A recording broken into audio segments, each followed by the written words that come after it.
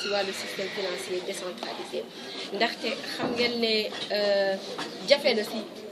néew ju doole yi ñu jot ci ay crédit jot ci ay financement jot ci ay prêt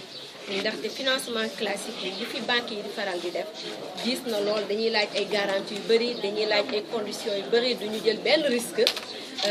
ba tax na le plus souvent nit ñi néew di doole yi dañuy faral di jooy naan ñoom gisuñu financement yu ñuy wax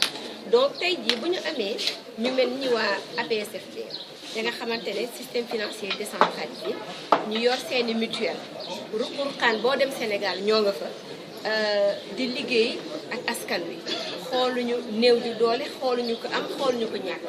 dañuy gis rek ne diw indi na benn projet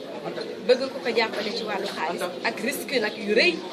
ñu daal di décider jël jàppale ñooñu financé leen bu ñu financé ñooñu ba noppi léeg-léegi dañ leen fay léeg-léegi dinañ am ay jafe-jafe pour récupérer seen xaalis mu doon perte bu rëy si ñoom ñun nag tey jii son excellence monsieur le président de la République bu mu jaglee ministère bi def ko ministère plan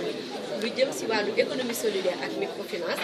daf ñu xamal ne mënoo leen liggéey bàyyi gannaaw ñii yor mutuelle yi ñii yor les systèmes financiers décentralisés ba tax na da ngeen war a jóg dem jàppale leen ci seen liggéey looloo tax ñu ñëw fi tey pour waxtaan ak ñoom ñu xool lan mooy seen i jafe-jafe lan mooy seen i mbébét lan la ñuy xaarandi ci ministère lan la ñuy yaakaar ne gouvernement bi bu ko defee dana tax ba secteur bi gën a dëgër ñu gën a mën a yokk emploi ndax ñu ngi employé ñu bare tey jii boo xoolee seen encours de crédit mat na presque 400 milliards kon ñii ñun waruñu dem saa ñoom it waruñu dem saa ñoom moo tax tey ñu décidé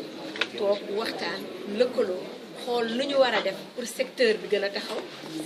ñu moderniser secteur bi parce que bari na concurrence déloyale nit ñi dañ jàpp ne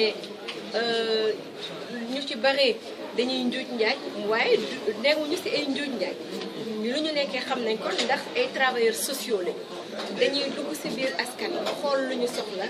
jox leen ko à leur risque et péril ba tax na ne ñu ne dañuy xool lu ñuy fexee ba activité économique bi mu méngoog ak bëgg-bëgg nit ñi bu ko defee am naa yaakaar ne fii ak ci kanam tuuti bu ñu commencé